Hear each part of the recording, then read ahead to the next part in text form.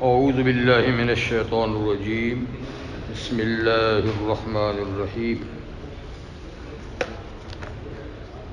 یا ایہا الذین آمنوا اذا نودی للصلاة من یوم الجمعة فاسعوا الى ذکر اللہ وذروا البیع ذالکم خیر لکم ان کنتم تعلمون فإذا قضيت الصلاة فانتشروا في الأرض وابتغوا من فضل الله واذكروا الله كثيرا لعلكم تفلحون وإذا رأوا تجارة أو لهوا انفضوا إليها وتركوك قائما قل ما عند الله خير من اللهو ومن التجارة والله خير الرازقين صدق اللہ العظیم۔ سورۃ الجمعہ کی آخری 3 آیتیں 9، 10 اور 11 آپ کے سامنے تلاوت کی گئی۔ تو اس کا پہلا رکوع ہو چکا تھا اور دوسرا رکوع جو ہے وہ میں نے آج تلاوت کیا۔ جیسے کہ معلوم ہے کہ سورت کا نام بھی سورۃ الجمعہ ہے اور وہ لفظ آیت نمبر 9 کے اندر ہے، من یوم الجمعہ۔ پہلے رکوع میں تو اللہ تعالیٰ کی تسبیح و تحمید کا ذکر تھا اور نبی کریم صلی اللہ علیہ وسلم کی بعثت اور تشریف آوری کا، کہ آپ کی تشریف آوری تمام کائنات کے لیے تھی، تمام کائنات انسانی اور کائنات جنی کے لیے، جو اس وقت موجود تھے اور جو آئندہ آنے والے ہیں قیامت تک۔ یعنی آپ کی نبوت عالمگیر تھی، وقتی قومی نہیں تھی بلکہ عالمگیر تھی۔ پھر اس کے بعد اللہ تعالیٰ نے اہل کتاب میں سے یہود ان کا ذکر کیا اور ایک مثال ان کے لیے دی کہ انہوں نے دین کو بگاڑ کر، علم کے باوجود دین کو بگاڑ کر ایسا کردار ادا کیا جیسے کہ گدھے کے اوپر کتابیں لاد دی جائیں تو وہ عالم نہیں بن جاتا۔ تو اس طرح انہوں نے علم کی قدر نہیں کی، علم کو بگاڑ دیا، ان کی مثال گدھے جیسی ہے۔ پھر حق تعالیٰ شانہ نے انہی کے بارے میں ایک چیلنج پیش کیا حضور علیہ السلام کے ذریعے سے، کیونکہ ان کو بڑا دعویٰ تھا کہ ہم اللہ کے لاڈلے اور پیارے ہیں، ہم کچھ بھی کریں ہمیں عذاب نہیں ہوگا۔ تو اللہ تعالیٰ نے ارشاد فرمایا کہ آپ اسے کہہ دیجئے یہود، اگر تمہارا خیال ہے کہ تم اللہ کے دوست پیارے لاڈلے ہو تو پھر یہاں کیا کرتے ہو؟ اللہ کے پاس جانے کی تمنا کرو، موت کی تمنا کرو، کیونکہ اللہ کے پاس جاؤ گے تو جنت تو وہاں ملے گی اگر تم اس دعوے میں سچے ہو۔ پھر یہ فرمایا کہ وہ کبھی بھی ایسا نہیں کریں گے، موت کی تمنا کبھی بھی نہیں کریں گے، یہ صرف زبانی جمع خرچ ہے، دعوی دعویٰ ہے، ورنہ ان کو اپنے کرتوتوں کا پتہ ہے کہ ہم چلے گئے تو ہمارے لیے عذاب کے سوا کوئی دوسری چیز نہیں۔ پھر یہ بھی اللہ نے فرمایا کہ آخر موت سے بھاگو گے کب تک؟ تم تمنا کرو یا نہ کرو، موت تو اٹل چیز ہے اور اپنے وقت پہ وہ آ کے رہے گی، اور پھر تم کو اللہ کے پاس جانا ہی ہوگا اور اللہ تعالیٰ تمہارے اعمال کا تمہیں بدلہ دیں گے۔ یہ پہلا رکوع تھا۔ اب دوسرے رکوع میں سورۃ الجمعہ، اس میں نماز جمعہ کا ذکر ہے۔ تو جمعہ ہفتے کا ایک دن ہے،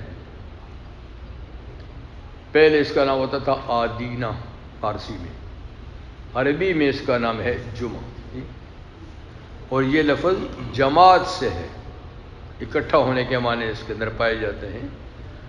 تو اسلام میں چونکہ سب سے افضل دن اللہ کے ہاں ہفتے کے دنوں میں جمعے کا دن ہے، اجتماع کا دن ہے، تو اللہ تعالیٰ نے اس آخری امت کو جو اور فضائل عطا فرمائے ہیں ان میں ایک جمعے کا دن بھی اللہ نے ان کو دیا۔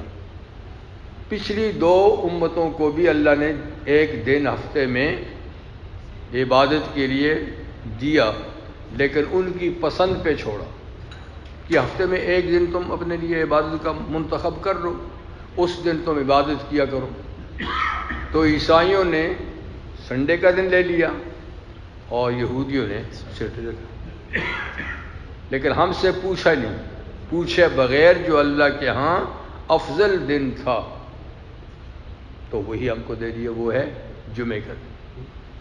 پھر ان کے لیے یہ تھا کہ پورے دن وہ عبادت کریں گے، خاص طور پہ یہودیوں کے لیے تھا کہ اس دن تو گھر میں چولہا بھی نہیں جلانا، یا تو سارا دن صبح سے شام تک لیٹے رہو، سوئے رہو، یا پھر عبادت کرو، کوئی دنیا کا اور کام نہیں کرنا۔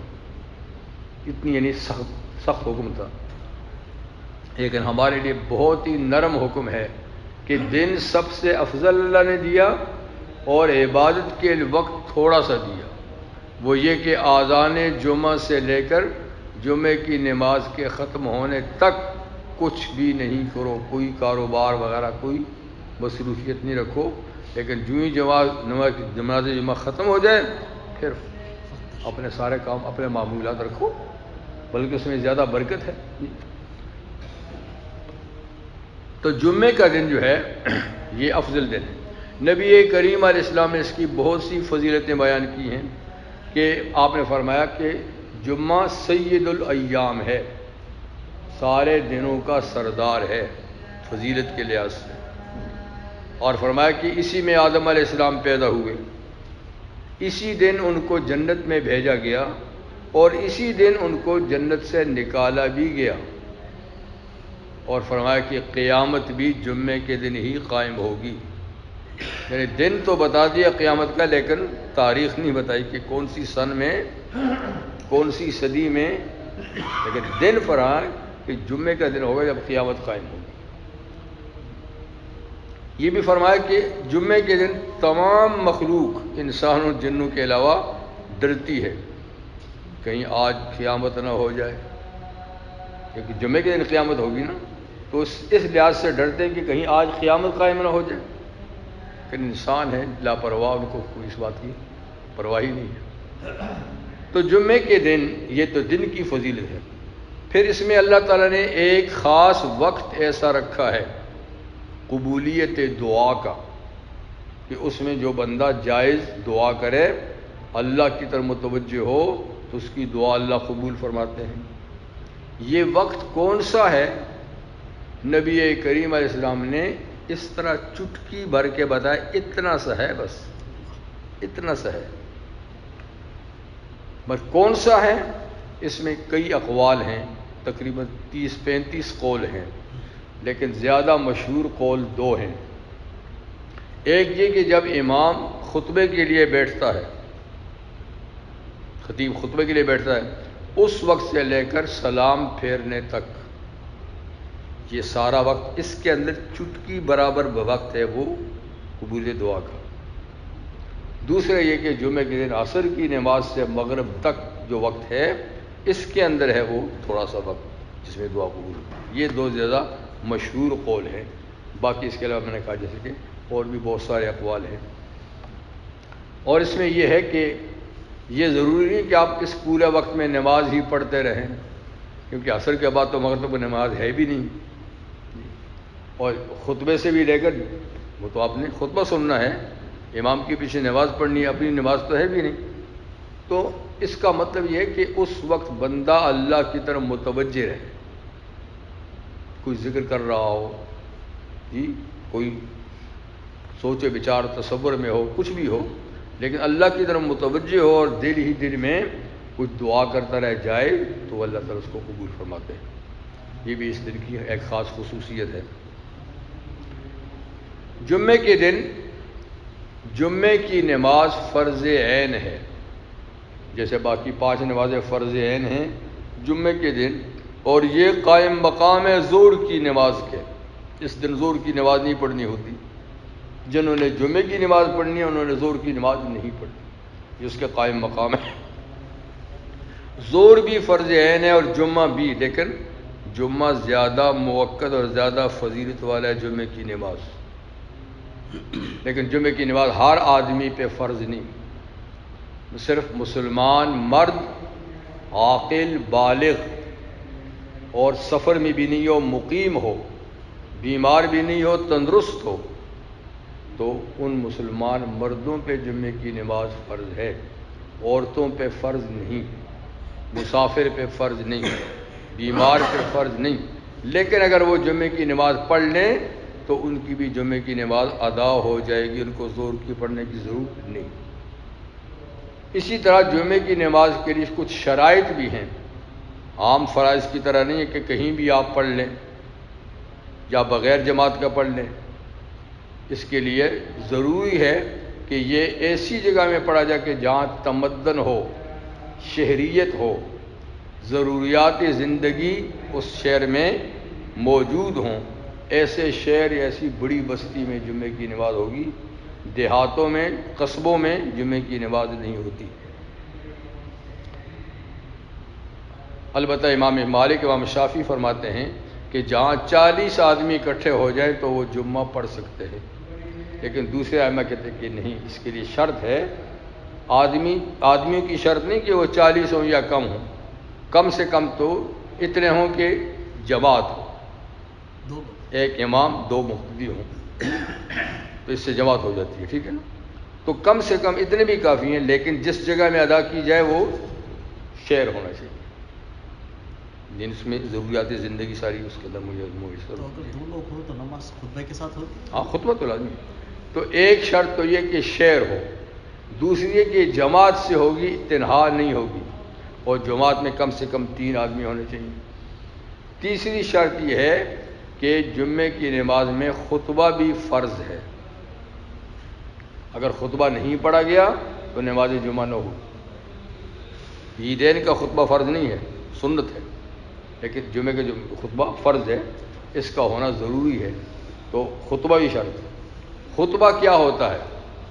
اللہ تعالیٰ کی حمد و ثنا، نبی کریم علیہ السلام پر درود شریف، مسلمانوں کے لیے نصیحت کی باتیں قرآن مجید یا حدیث بھی اس کے اندر پڑھی جائے اور مسلمانوں کے لیے دعا کی جائے، ان پر مشتمل جو مضمون ہوگا اس کو خطبہ کہتے ہیں۔ لوکل نیوز ایک خطبہ فرض ہے، 2 خطبے سنت ہیں، اور خطبہ بھی کھڑے ہو کے پڑھا جائے گا، جی جیسے کہ یہاں پر ذکر ہے، ٹھیک ہے نا؟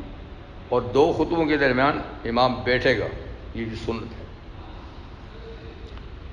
جمعے کی نماز کے لیے 2 آذانیں ہیں، باقیوں کے لیے 1 آذان ہے، لیکن شروع زمانے سے 2 نہیں تھیں۔ نبی کریم علیہ السلام کے زمانے میں 1 ہی آذان تھی، ابو بکر عمر رضی اللہ عنہ کے زمانے میں 1 ہی آذان تھی، حضرت عثمان غنی کے شروع کے دور میں 1 ہی آذان تھی، لیکن جب شہر کی آبادی بڑھ گئی، لوگوں کی مصروفیات زیادہ ہو گئیں، تو حضرت عثمان غنی نے 1 اضافی آذان کا اعلان کیا، جو شہر کے درمیان اونچی جگہ تھی، زورا نام تھا، اس پہ وہ دی جاتی تھی۔ تو حضور علیہ السلام کے زمانے میں، ابو بکر صدیق کے اور حضرت عمر کے زمانے میں تو وہی آذان جو خطبے سے پہلے دی جاتی ہے، اور اس سے پہلے 1 آذان انہوں نے شروع کی۔ کسی صحابی نے اس کا انکار نہیں کیا، تو گویا یہ دوسری آذان اجماع صحابہ سے مشروع ہوگی، کیونکہ صحابہ جس کام پہ اتفاق کر لیں وہ بھی شریعت کا ایک حکم ہوتا ہے۔ نبی کریم صلی اللہ علیہ وسلم کے ارشاد ہے، علیکم بسنتی و سنت الخلفاء الراشدین المہدیین، تم پر میری سنت کی اتباع ضروری ہے، اور میرے بعد جو خلفاء راشدین ہیں، ٹھیک ہے، ان کی سنت، وہ بھی کوئی کام جاری کریں تو وہ ہدایت یافتہ ہیں، ان کی سنت پر بھی عمل کرنا ضروری ہے۔ تو لہذا یہ سنت صحابہ ہے، دوسری آذان جو ہم پہلے دیتے ہیں، ہم جو پہلے دیتے ہیں، تو یہ بھی باقاعدہ دین کا حصہ ہے، اس کو چھوڑا نہیں جا سکتا، خود حضور کے ارشاد کے مطابق۔ تو یہ ہیں جمعے کی نماز کے لیے کچھ شرائط، ٹھیک ہے نا؟ تو اللہ تعالیٰ یہاں اس رکوع میں 2 آیتوں میں جمعے کی نماز کے بارے میں ارشاد فرماتے ہیں، یا ایھا الذین آمنوا، اے ایمان والو، اذا نودی للصلاۃ من یوم الجمعۃ، جب پکارا جائے نماز کے لیے جمعے کے دن، پکارا جانے کا مطلب ہے آذان دی جائے، آذان کے ذریعے سے نماز جمعہ کی دعوت دی جائے، پکارا جائے، تو فسعوا الی ذکر اللہ، آذان سنتے ہی اللہ کی یاد کے لیے چل پڑو۔ سعی کا معنی اصل میں تو ہوتا ہے نا تیز چلنا یا دوڑنا، لیکن یہاں اس کا معنی دوڑنا نہیں ہے، بلکہ نماز کے اہتمام میں لگ جاؤ، اور کسی کام میں ہو تو اس کام کو سٹاپ کر دو، اب وہی کام کرو جو نماز سے متعلق ہے، کپڑے بدلنے ہو گئے، نہانا دھونا ہو گیا، غسل کرنا وغیرہ، تو وہ کام کرو، صحیح میں یہ شامل ہے۔ ٹھیک ہے، اصل میں تو ہر آذان کا حکم یہ ہے کہ جب نماز کے لیے آذان ہو جائے تو آدمی کو کام چھوڑ کر اللہ کی اس پکار کی دعوت کو قبول کرنا چاہیے، پکار کو۔ لیکن چونکہ باقی نمازوں میں کچھ شرائط نہیں ہیں، آپ اکیلے بھی پڑھ سکتے ہیں، جی گھر میں بھی پڑھ سکتے ہیں، دوسری مسجد میں کہیں جا کے بھی، تو اس لیے وہاں پر اتنا شدید حکم نہیں کہ فوراً آذان سنتے ہی کام کاج چھوڑ دو۔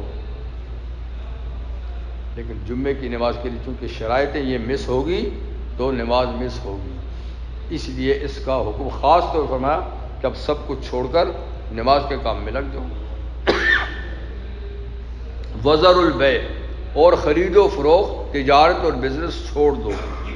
تو یہاں صرف تو بزنس کا ذکر ہے، لیکن اہل علم کہتے ہیں کہ ہر وہ کام چھوڑ دو جو نماز سے متعلق نہیں، اور ہر اس کام میں شروع ہو جاؤ جو نماز سے متعلق ہے، ٹھیک، تو اس میں شروع ہو جاؤ۔ یہاں تک کہ ویسے کوئی کتاب پڑھ رہا تو اس کو بھی بند کر دو، تلاوت کرے تو اس کو بھی بند کر دو، اب صرف وہی کام کرو جو نماز سے تعلق رکھتا ہے۔ ذالکم خیر لکم، یہ تمہارے لیے بہتر ہے کہ آذان سن کر سب کچھ چھوڑ کر نماز کے کام میں لگ جانا، یہ تمہارے لیے بہتر ہے۔ ان کنتم تعلمون، اگر تم جانتے ہو، تمہیں شعور ہے، سمجھ ہے، اور تم بھلے اور برے کی تمیز رکھتے ہو، تو اصل بات یہی ہے کہ آذان کے بعد کوئی دوسرا کام نہیں کرنا چاہیے اور اس پکار پر چلنا چاہیے۔ مولانا اگر نماز جمعے کی چھوٹ گئی تو 4 رکعت پڑھنے پڑے گی؟ ہاں، ظہر کی نماز ہے، ظہر کی نماز ہے، کیونکہ تنہا یہ نماز نہیں پڑھی جا سکتی، اس کے لیے وہی ساری شرائط ہیں، خطبہ ہو، جماعت ہو، سٹی ہو، وغیرہ وغیرہ چیزیں، تو یہ اکیلے نہیں پڑھی جا سکتی۔ یہ تو جمعے کی نماز کے لیے شرائط بھی ہوگی اور اس کا حکم بھی بتا دیا گیا۔ فَإِذَا قُضِيَتِ الصَّلَاةُ، جب نماز ادا کر لی جائے، ہمارے ہاں تو قضا کہتے ہیں نا، جب وقت پہ نہ پڑھی جائے تو اس کو کہتے ہیں قضا ہو، لیکن عربی زبان میں قضا ادا کے معنی میں یہ ہوتی ہے۔ تو قضیت الصلاۃ کا معنی یہ نہیں کہ جب نماز قضا ہو گئی، یعنی جب وہ ادا کر لی گئی، یہاں قضا بمعنی ادا ہے، جب نماز ادا کر لی گئی جمعے کی نماز، تو فانتشروا فی الارض، اب جا کر گھر میں لیٹنے کی کوئی ضرورت نہیں ہے کہ اب باقی دن بھی ایسے ہی گزار کے کوئی کام نہیں، بلکہ تم زمین میں پھیل جاؤ، نماز کے بعد پھیل جاؤ۔ اسی طرح نماز سے پہلے جو وقت ہے آذان سے، اس میں بھی یہی حکم ہے کہ اپنا کاروبار کرو صبح، صرف آذان سے لے کر نماز کے اختتام تک کوئی کام نہیں کرنا، باقی نماز سے پہلے نماز کے بعد زمینیں پھیلو اور اللہ کا فضل تلاش کرو۔ بلکہ یہاں تو اللہ تعالیٰ نے حکم دے دیا کہ اب جا کر پھیل جاؤ زمین میں اور اللہ کا فضل تلاش کرو۔ اسی لیے اہل علم کہتے ہیں کہ نماز جمعہ کے بعد کوئی کام کیا جائے تو اس میں زیادہ برکت ہے، کیونکہ یہ اللہ کے حکم کی تعمیل ہے۔ اللہ نے کہا پھیل جاؤ، آپ پھیل جائیں تو اس میں زیادہ خیر برکت ہے، بجائے اس کے کہ آدمی مطلب چھٹی کرے تو چھٹی بھی کرے، یہ نہیں کہ ضروری ہے، جیسے کہ آج کل اب ہفتے میں 1-2 چھٹیاں کرتے ہیں، تو یہاں بھی کر سکتے ہیں آپ جمعے کے دن، لیکن اسلام کام کا دین ہے، کام کا دین ہے، جس نے فرمایا کہ جمعے جیسا اہم دن، جمعے جیسی اہم نماز میں بھی صرف نماز کی حد تک آپ نے کوئی کام نہیں کرنا، باقی آگے پیچھے کام کرو۔ حدیث میں بھی ہے کہ اطلبوا الرزق فی خبایا الارض، زمین کے کونوں میں رزق تلاش کرو، تو بیٹھے نہیں رہو بلکہ روزی تلاش کرو، اللہ تعالیٰ کا حکم ہے۔ اور یہ بھی فرمایا ہے کہ طلب الرزق فریضۃ بعد الفریضہ، فرض عبادات کے بعد روزی کی تلاش بھی ایک فرض ہے، یعنی فرض عبادت مطلب نماز ہے، اس ٹائم میں تو آپ کوئی کام نہیں کریں، اس طرح اور کوئی فرض عبادت ہے اس وقت تو کوئی کام نہیں کریں، لیکن جو وقت فرائض سے بچتا ہے اس میں ٹانگیں لمبی کر کے سو بھی نہیں، بلکہ روزی کی تلاش بھی فرائض میں سے ایک فرض ہے۔ اس لیے کہ روزی اگر تلاش نہ کی جائے گی، کھائیں پیئیں گے نہیں، تو کھانا پینا یہ زندگی کی بقا کا لازمی سبب ہے، تو زندگی خطرے میں ہوگی۔ جب زندگی خطرے میں ہوگی، زندگی نہ ہوگی تو عبادات کہاں سے؟ اس لیے جان بچانا فرض ہے اور اس کے لیے رزق حلال کمانا فرض ہے، لیکن ایسا ہے کہ دیگر فرائض سے ٹکراؤ اس کا نہ ہو، یعنی کہ نماز کے وقت میں بھی کام کرتا ہوں، ایسی نہیں۔ تو روزی تلاش کرنے کا حکم ہے، زمین میں پھیلو، روزی تلاش کرو، تلاش کرنا تمہارا کام ہے، ملے گا اتنا جو مقدر میں ہے، ملے گا اتنا جو مقدر میں ہے۔ اس لیے کہ روزی بھی اللہ تعالیٰ نے ہر انسان کی مقدر کی ہوئی ہے، اس سے نہ کم نہ اس سے زیادہ اس کو ملے گی، چاہے وہ جتنی بھی جد و جہد کرے، جتنی بھی کوشش کرے، جتنے بھی ہاتھ پاؤں مارے، ملے گا اتنا جتنا اس کی مقدر میں ہے۔ آپ کہیں گے کہ یہ بات تو نہیں ہے، یہاں تو بہت کچھ سمیٹا جاتا ہے، تو سمیٹنا الگ بات ہے، روزی تو وہ ہے جو آدمی استعمال کرتا ہے۔ اب دوسری کسی آپ سمیٹ کے رکھنے اور کہیں یہ میری روزی ہے، یہ میرا مال ہے، یہ تو غلط بات ہے۔ آپ کی روزی وہ ہے جو آپ کھاتے ہیں، جو آپ پہنتے ہیں، جی، اور جو حلال کما کے آپ آگے کیوں بھیجتے، آپ کا تو یہی ہے۔ جیسے حضور نے فرمایا کہ آدمی کہتا ہے مالی مالی مالی، میرا مال ہے، میرا مال ہے، میرا مال ہے، میری جائیداد ہے، حالانکہ اس کا مال وہ ہے جو اس نے کھا لیا، ہضم کر لیا، جو پہن لیا، بوسیدہ کر لیا، پرانا کر لیا، یا پھر اس نے اللہ کے رستے میں آگے بھیج دیا، اس کا تو وہی ہے۔ باقی جس کے اوپر رٹا لگایا کہ میرا میرا ہے، وہ اس کا نہیں ہے، وہ اوروں کے لیے وہ سمیٹ رہا ہے، اب ان کے لیے حلال سمیٹا یا حرام سمیٹا، اس کی بات۔ تو روزی مقدر ہے۔ حدیث میں ہے کہ آدمی کو اس کی روزی اسی طرح تلاش کرتی ہے، ہم تو روزی تلاش کرتے ہیں نا، روزی ہمیں تلاش کرتی ہے۔ آدمی کو روزی اس طرح تلاش کرتی ہے جیسے موت اس کو تلاش کرتی ہے، جیسے موت سے نہیں بھاگ سکتا تو اپنی وہ روزی کھائے بغیر بھی نہیں مر سکتا، وہ روزی اس کو پہنچے گی جہاں بھی جائے گا۔ تو جو ایک چیز مقدر ہے اتنی ہی ملنی ہے، تو اس نے فرمایا اجملوا فی الطلب، اس لیے روزی تلاش کرنے میں اچھا اور جائز طریقہ اختیار کرو، ناجائز طریقے اختیار مت کرو، کیونکہ جتنی تمہارے قسمت میں اللہ نے لکھی ہے وہ تو تمہیں مل کے رہے گی، وہ ایک لقمہ بھی چھوڑ کے تم دنیا سے نہیں جاؤ گے۔ تو والا حکم ہے کہ تم پھیلو، تلاش کرو، اور فرمایا کہ ما قل و کفا خیر مما کثر والہا، جو روزی کم ہے لیکن ضرورت کو پورا کرتی ہے، روزی کم ہے، بظاہر کم ہے، لیکن وہ ضرورت اس سے پوری ہو رہی ہے، وہ بہتر ہے اس سے جو زیادہ ہے اور انسان کو خدا سے غافل کر دی، جس میں پڑھ کے غافل ہے، نہ نماز کا پتہ ہے، نہ روزے کا پتہ ہے، نہ کسی دین کی خبر ہے، بس رات ہے دن ہے، لاؤ بھائی لاؤ بھائی لاؤ، اس سے وہ بہتر ہے جو تھوڑی ہے لیکن اس کی ساری ضرورتیں اس سے پوری ہوتی ہیں۔ تمہارا رزق حلال یہ فرائض کے بعد ایک فریضہ ہے، اور اس کو تلاش کرنے کا حکم ہے۔ یہاں بھی فرمایا کہ جمعے کی نماز کے بعد نکلو اور تلاش کرو۔ عراق بن مالک رضی اللہ عنہ ایک صحابی تھے، وہ جمعے کی نماز پڑھ کر جب نکلتے تو مسجد کے دروازے میں کھڑے ہو کے کہتے تھے، یا اللہ آپ کی نماز کی یہ جو پکار تھی میں نے وہ قبول کی، اس پکار پہ میں آپ کے گھر میں آیا، نماز پڑھی، جو مجھ پہ فرض نماز تھی میں نے ادا کر دی، اور اب آپ ہی کے حکم کے مطابق میں رزق حلال کی تلاش میں جاتا ہوں، تو آپ مجھے رزق حلال عطا فرمائیے کیونکہ آپ سب سے اچھا روزی دینے والے ہیں۔ یہ دعا کر کے وہاں سے نکلتے تھے، پھر جہاں جہاں ان کو جانا ہوتا تھا اس کے لیے جایا کرتے تھے۔ وابتغوا من فضل اللہ، جب نماز ادا ہو جائے تو پھیل جاؤ زمین میں، وابتغوا من فضل اللہ، اور اللہ کا فضل تلاش کرو۔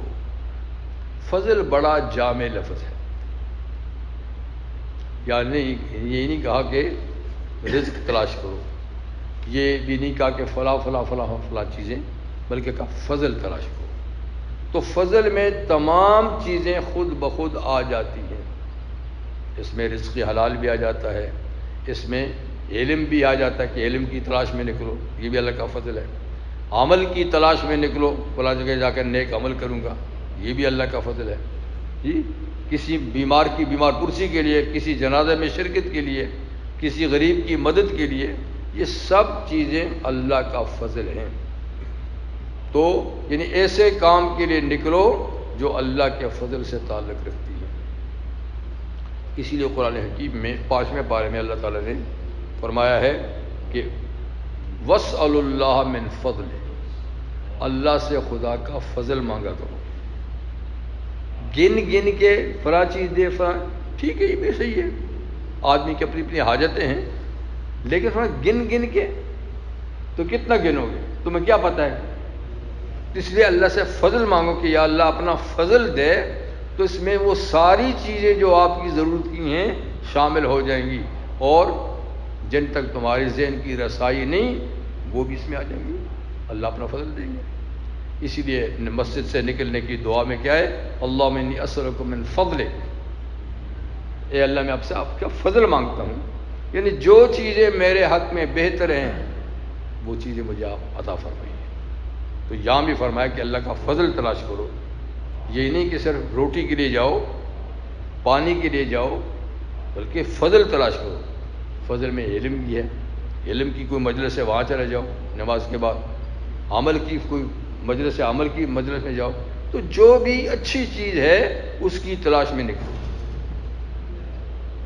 وَاذْكُرُوا اللَّهَ كَثِيرًا، اور اس کے علاوہ تیسری بات یہ ہے کہ اللہ کو بکثرت یاد کرو۔ یہ نہیں کہ میں نے جمعے کی نماز پڑھ لی اور بڑا تیر مار لیا، اب مجھے کسی اور چیز کی ضرورت نہیں ہے، نہیں، فرمایا کہ وَاذْكُرُوا اللَّهَ كَثِيرًا، یہ بہت بڑا کام ہے جمعے کی نماز، لیکن اس کے بعد بھی اللہ کو بکثرت یاد کرو۔ تو ذکر کے لیے کوئی لمٹ نہیں ہے، ہر عبادت کی لمٹ ہے، ذکر کے لیے تو اللہ کو بکثرت یاد کرو نماز جمعہ کے بعد نکل کر بھی، لعلکم تفلحون، تاکہ تم فلاح پاؤ، کامیاب ہو جاؤ، کیونکہ یہ کامیابی کی ضمانت ہے۔ تو قرآن حکیم میں ذکر جو ہے اس کو کثرت سے کرنے کا حکم ہے، ہر عبادت کے بعد، ہر عبادت کے بعد۔ ذکر بہت سارے ہیں، دل سے بھی ہوتا ہے، زبان نہیں چلتی پر دل میں اللہ کا تصور، اللہ کا دھیان اگر ہر وقت ہے، یہ قلبی ذکر ہے۔ روح سے بھی ہوتا ہے لیکن یہ ذرا مشکل ہے۔ اصل میں زبان کا ذکر ہی سب سے زیادہ آسان ہے، کہ وہ اذکار جو نبی کریم علیہ السلام سے منقول ہیں ان کو اپنی زبان سے یاد کر کے ادا کرتے رہنا، یہ ذکر لسانی ہے، ٹھیک ہے نا، یہ آسان ہے۔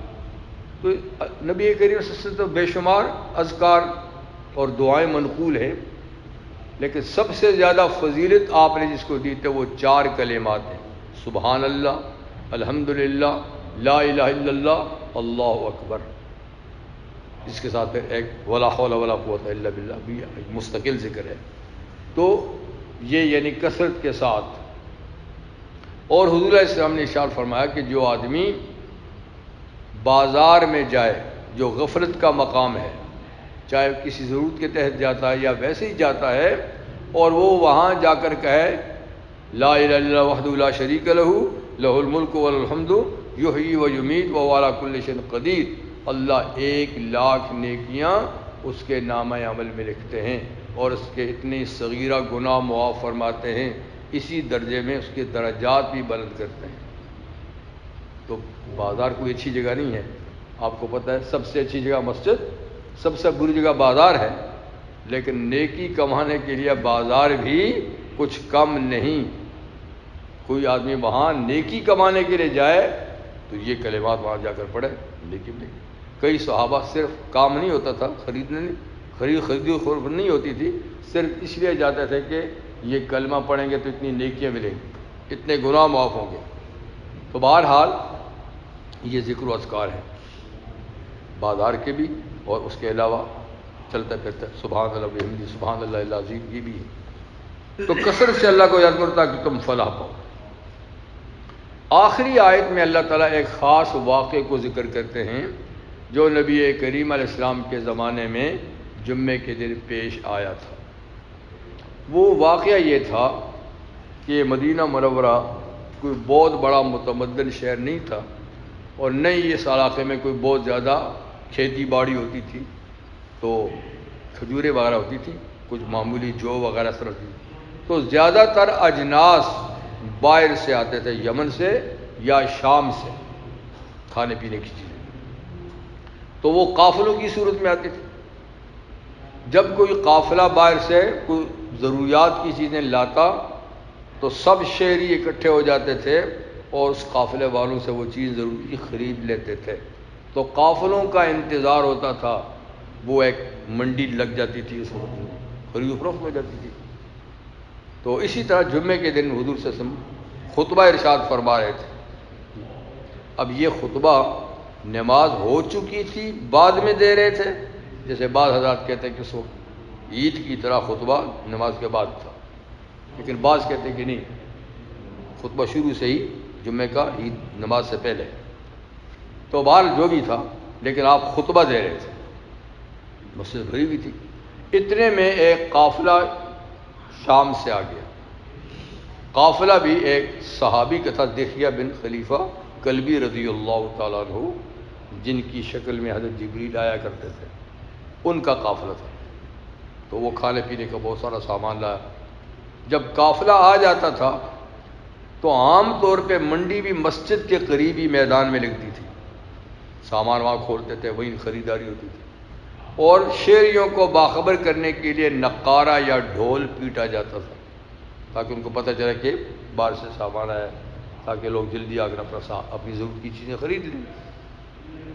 تو اتنے ہی میں قافلہ آیا، ڈھول پیٹا گیا، نقارہ بجایا گیا. تو جتنے نمازی تھے سارے اٹھ کے چلے گئے. یا تو ان کو ابھی خطبے کی اہمیت کا پتہ نہیں تھا، شروع کا زمانہ تھا کہ یہ بھی فرض ہے جی، تو انہوں نے سمجھا نماز بعد میں آ کے پڑھ لیں گے، یا پڑھ چکے ہوں گے تو خطبہ سنا نہ سنا بعد میں سن لیں گے.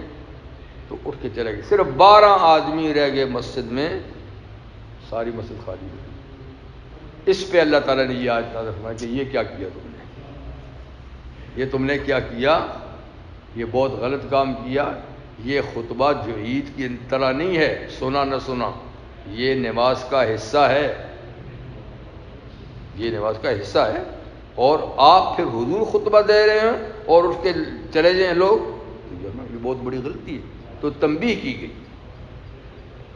وَإِذَا رَأَوْا تِجَارَةً أَوْ لَهْوًا، جب یہ لوگ کوئی مال تجارت دیکھتے ہیں، اس کا سنتے ہیں کہ تجارت کا سامان آیا ہے، اور لہوا یا کوئی کھیل کود کا کوئی سامان، جیسے کہ ڈھول پیٹا گیا، نقارہ بجایا گیا، اس طرح کی کوئی آواز وغیرہ سنتے ہیں، انفضوا الیہا، بھاگ کھڑے ہوتے ہیں اس کی طرف، بھاگ کھڑے ہوتے ہیں اس کی طرف. وَتَرَكُوكَ قَائِمًا، اور اے نبی آپ کو کھڑے ہی چھوڑ جاتے ہیں، خطبے میں کھڑے ہی چھوڑ جاتے ہیں. اس سے دوسری بات یہ بھی معلوم ہے کہ خطبہ کھڑے ہو کر کے دینا ہے، بیٹھ کے نہیں۔ کوئی معذور ہے وہ بات الگ ہے، لیکن جمعے کا خطبہ کھڑے ہو کے دینا ہے، کیونکہ حضور کھڑے ہو کے خطبہ دیا کرتے تھے۔ عام لیکچر آپ بیٹھ کے دیں گے، کچھ بھی کریں۔ قل، آپ ان سے کہہ دیجئے، یہ ان سے غلطی ہوئی لا علمی کی وجہ سے ہوئی، جو بھی ہوئی، آپ ان سے کہہ دیجئے ما عند اللہ خیر من اللہ ومن التجارہ، جو کچھ اللہ کے پاس ہے، جو کچھ اللہ کے پاس ہے وہ بہتر ہے تمہارے اس لہو سے، یعنی اس کھیل کے سامان سے، ان نقاروں سے، اور اس تجارت سے بھی۔ اللہ کے پاس جو کچھ ہے وہ بہتر ہے، تم کو اس کا اہتمام کرنا چاہیے۔ اور واللہ خیر الرازقین، اللہ سب سے بہتر روزی دینے والے ہیں۔ روزی تو اس کے اسباب اللہ نے پیدا کیے ہیں، اس کے خزانے اللہ کے پاس ہیں، تم اس کے حکم کی تعمیل کرو گے تو تمہاری روزی تم کو بہتر انداز میں دے گا۔ اس جلد بازی کی تم یعنی کیا ضرورت ہے؟ جلد بازی نہیں کرنی چاہیے۔ تو بہرحال یہ علمی کی بات تھی، اس کے بعد جو اس کے اہتمام صحابہ نے ہمیشہ کیا، تو اب بھی یہی ہے کہ جمعے کے دن بہت اہتمام کرنا چاہیے، اور خطبہ جمعے کے بارے میں ہے کہ اس کو بڑی خاموشی کے ساتھ سننا چاہیے، چاہے آواز پہنچتی ہے یا نہیں پہنچتی، مگر خطبہ ہو رہا ہو ہر آدمی بالکل توجہ سے بیٹھے۔ حضور نے فرمایا کہ اس دن کوئی دوسرا آدمی کو اگر اس کی غلطی پہ ٹوکے، یہ بھی غلط ہے، کوئی کسی کو ٹوکے بھی نہیں غلطی پر، بلکہ ہماتن گوش اپنا خطبہ سنے، کیونکہ یہ پارٹ ہے نماز کا، حصہ ہے نماز کا، کیونکہ جمعے کی نماز 2 رکعت ہے نا، ظہر کی 4 ہے، تو 2 کے بدلے میں 2 خطبے ہیں۔ امام ابو حنیفہ رحمہ اللہ کے زمانے میں ایک مجذوب تھے، بہلول مجذوب یعنی جو دیوانوں کی طرح ہوتے ہیں، وہ اصل میں دیوانے نہیں ہوتے، مگر وہ ان کی چال ڈال، گفتار، رفتار دیوانوں کی طرح ہوتی ہے۔ کچھ لوگ جان بوجھ کے ایسے بن جاتے ہیں تاکہ ان پر کوئی ذمہ داری نہ ڈالی جائے، ذمہ داریوں سے بچنے کے، بھائی یہ تو یعنی دیوانوں، تو یہ بھی اسی ٹائپ کے تھے، لیکن اندر سے بڑے سمجھدار تھے، لیکن ان کا چال ڈھال، گفتار، رفتار، تو جا رہے تھے تو رستے میں کھڑے کھڑے چلتے چلتے کھانا کھا رہے تھے، کسی نے دیا ہوگا، کھانا کھا رہے تھے۔ امام صاحب نے کہا کہ بھولو، اگر کنارے پہ بیٹھ کے کھاؤ تو اچھا نہیں ہے، یعنی یہ چلتے چلتے جو تم کھانا کھا رہے ہو، اس کے بجائے اگر کسی جگہ میں بیٹھ جاؤ، اطمینان سے کھاؤ، ٹھیک نہیں ہے۔ تو بہلول اندر سے تو پڑھ لے کیا، انہوں نے فوراً ایک حدیث سنائی، اور پوری سند کے ساتھ، یعنی حدیث کا متن یاد کر لینا تو بڑی بات نہیں ہے، لیکن پوری سند کے ساتھ کہ فلاں نے فلاں سے روایت کیا، فلاں نے فلاں سے روایت کیا، یہ ایک بڑا مشکل کام ہوتا ہے۔ انہوں نے یہ حدیث شروع کی متن کے ساتھ، متن کو یعنی سند کے ساتھ، اور حدیث کا متن یہ تھا کہ حضور نے فرمایا مطل الغنی ظلم، کہ غنی آدمی کا حق ادا کرنے میں ٹال مٹول یہ بھی تو ظلم ہے۔ ایک آدمی کا دوسرے پہ حق ہے، اور وہ ہے حق دے سکتا ہے، غنی ہے، یعنی کہ وہ فقیر ہے، پھر بھی وہ حق دینے میں آج کل کر رہا ہے، پھر دے دوں گا، کہ یہ بھی ظلم ہے۔ تو حدیث پڑھی تو امام صاحب سمجھ گئے کہ یہ بڑا سمجھدار آدمی، اندر سے بڑا سمجھدار، یعنی اس کے کہنے کا مقصد یہ تھا کہ حضرت میں تو کئی دنوں کا بھوکا ہوں، ابھی مجھے کھانا ملا ہے، اب میں کہاں اس کے لیے جگہ تلاش کروں گا، یہ تو پیٹ پہ ظلم ہے۔ کھانا ملا ہے اور بیچارہ بھوکا ہے، تو اس کا حق ابھی فوراً ادا کرنا چاہیے، چلتے چلتے کیوں نہ ہو، اب بیٹھنے کے لیے کہاں جگہ تلاش کروں گا، یہ تو اتنا ٹال مٹول بھی ظلم ہے۔ تو بڑے ان کے بڑی بڑی کہانیاں، زبردست کہانیاں ہیں۔ ایک دفعہ غسل کر رہے تھے تو اپنی پگڑی یا رومال یا کپڑا رکھا، غسل کیا، تو باہر سے آیا کوئی منچلا آیا، اٹھا کر لے گیا۔ شرارتی لوگ بھی تو ہوتے ہیں۔ خیر انہوں نے غسل کیا، جو کپڑا تھا وہ لپیٹا اور سیدھے گئے اور قبرستان کے گیٹ پہ جا کے بیٹھ گئے۔ کسی نے پوچھا کہ مولود یہاں کیا کر رہے ہو؟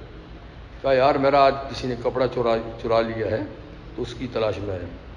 اللہ کے بندے، کپڑا چرایا ہے تو شہر کی گلی کوچے میں اعلان کرو، وہاں جا کے تلاش کرو، شہر میں کوئی ہوگا۔ یار کہاں کا کس کا دروازہ کھٹکھٹاؤں گا، آخر آئے گا تو یہی، آخر آئے گا تو یہی۔ تو دوسروں کو سمجھانے کا یہ انداز ہے، اس کو سمجھانے کا انداز ہے، لیکن کتنے پتے کی بات کی، میں کس کا دروازہ کھٹکھٹاؤں گا، کون کہے گا کہ میں نے چرایا ہے، آخر آئے گا تو یہ۔ تو یہ وہ جگہ ہے جہاں آتے ہیں جاتے نہیں، اور وہ جگہ ہے جہاں سے جاتے رہتے ہیں۔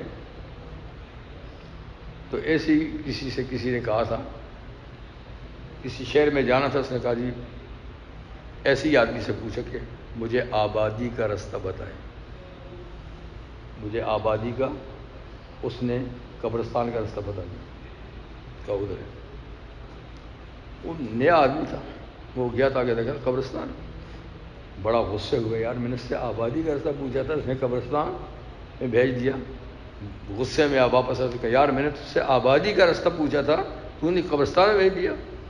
اس نے کہا یار میں تو غلط کام نہیں کیا، ٹھیک ہے تو کیا ہے، میرے نزدیک آبادی کی جگہ وہی ہے، جس کو تو آبادی کہتا ہے یہ آبادی نہیں ہے۔ یہاں سے تو میں قافلوں کو آتے دیکھ رہا ہوں، وہاں سے کسی کو جاتے نہیں دیکھا۔ وہاں جو آباد ہوا ہے ہاں وہ کہیں نہیں گیا۔ پھر یہاں جس کو تو آبادی کہتا ہے، یہاں سے تو مجھے لوگوں کو آتے ہوئے دیکھ رہا ہوں۔ تو بہرحال تو بولنے کی بات میں کر دی کہ انہوں نے پوری حدیث سنا دی کہ بھائی امام صاحب میں کہاں جگہ تلاش کروں گا، پیٹ پہ ظلم ہو رہا ہے، بھوکا ہی کئی دنوں سے، اس کو کھانا دینا چاہیے۔ تو یہ تھی جناب سورۃ الجمعہ، اور اس کا دوسرا رکن اس میں نماز جمعہ اور اس کے آداب کا ذکر تھا۔ آگے انشاءاللہ پھر سورۃ المنافقین ہے۔ نبی کریم صلی اللہ علیہ وسلم جمعے کی نماز میں بکثرت سورۃ الجمعہ اور سورۃ المنافقین جو بعد میں ہے یہ تلاوت کیا کرتے تھے نماز میں، یا پھر سورۃ الاعلیٰ، سورۃ الغاشیہ۔ مطلب یہ نہیں کہ ان کے بغیر جمعے کی نماز نہیں ہوتی، آپ تو قرآن مجید میں سے کوئی سورت بھی پڑھ لیں نماز ہو جائے گی، لیکن آپ کا اکثر معمول ایسا ہوتا تھا کہ جمعے کی نماز کی قرات میں سورۃ الجمعہ پہلی رکعت میں، منافقون دوسری رکعت میں، یا سورۃ الاعلیٰ پہلی میں، سورۃ الغاشیہ تیسری میں پڑھتے تھے۔ تو حضور صلی اللہ علیہ وسلم کی سنت پہ بھی عمل ہونا چاہیے، لیکن آج کل ہم تو خطبہ تو لمبا چوڑا دے دیتے ہیں اور نماز جو ہے 2-3 آیتوں میں نمٹا دیتے ہیں۔ تو ایسا نہیں، نماز میں زیادہ قرات ہونی چاہیے، خطبہ مختصر ہو، نماز لمبی ہونی چاہیے۔ اب سلسلہ سارا تبدیل ہو چکا ہے، اللہ تعالیٰ توفیق عطا فرمائے۔ وآخر دعوانا الحمدللہ رب العالمین۔ سبحانک اللہم وبحمدک، اشہد ان لا الہ الا انت۔